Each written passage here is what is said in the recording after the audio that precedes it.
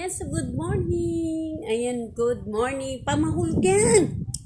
Si Papa naman, huwag mo bibitawan ng ganyan. Good morning, everyone. O, ayan, nag-ano lang tayo ng kinukultivate lang natin yung ating tanim, no? So, meron tayong tanim na ano dito. Mansanas, kalabasa, no? So, i-cultivate lang natin kasi nga, para maano siya, no, para tumaba, no. So ayun mga kapalangga, samahan niyo ako mga kapalangga. So let's go mga kapalangga, samahan niyo ako, titingnan kayo. Ayun yung aking apo ko. Ayun, so let's go mga kapalangga.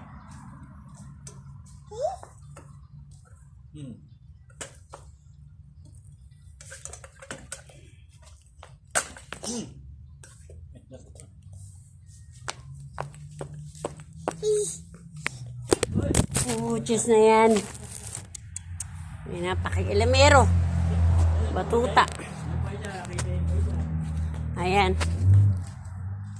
O, tutulak niya rin yan. Kulit na. Ayan, sa mga kapalangga, tingin nyo. Ito, 40 days.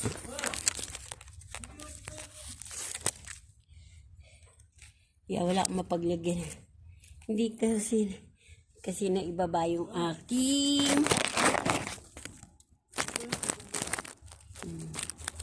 dahil ng aking cellphone mga kapalangga. So yan mga kapalangga, kinukultivate natin yun. So ibig sabihin yung bawat puno lalagyan natin ng pampataba. Si Papa, ganyanin mo lang, anuin mo. Ay naku naman, puro kasaway hindi mo anuhin.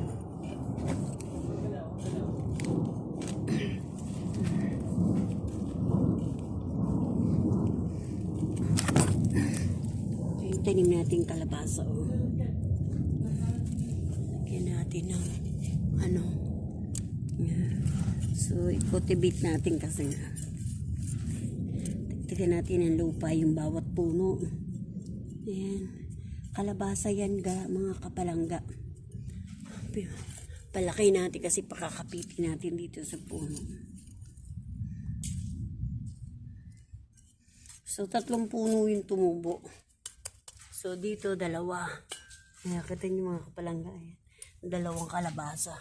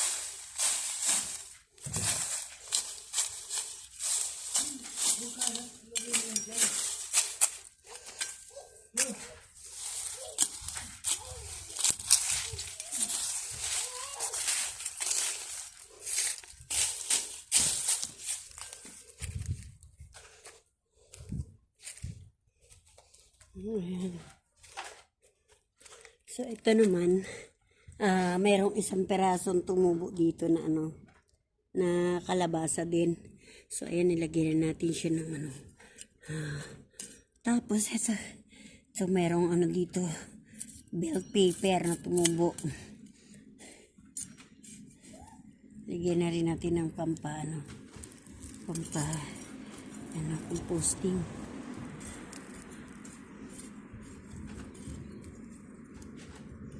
Lagyan natin ng parting puno para sumaba. So yun mga kapalangga, ayan yung ating tanim na kalabasa. Ayun pa. Tapos ayun. Tapos ayun, ito yung bell pepper. Ayan, so ito bell pepper to. Tumubo na yung mga bell pepper. So, yan yung mansanas. Mansanas.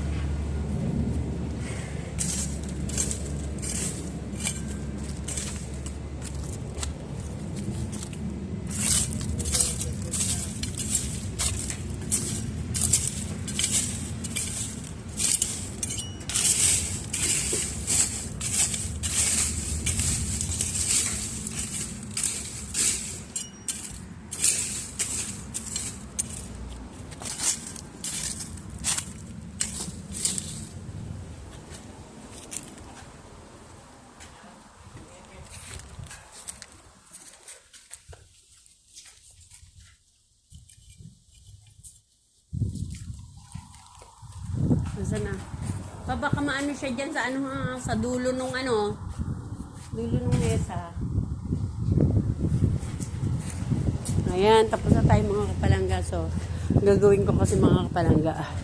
Itatanim ko yung mga buto na inipon ko na So, yung mga pinagano ng kamatis, pinagano ng bell pepper, pinaganuhan ng sitaw. So, itry na natin itanim dito, So, bala ko itanim ang sitaw dito rin sa malapit sa puno. Para if ever na pwede natin pakapitin doon para i-vine natin siya, So,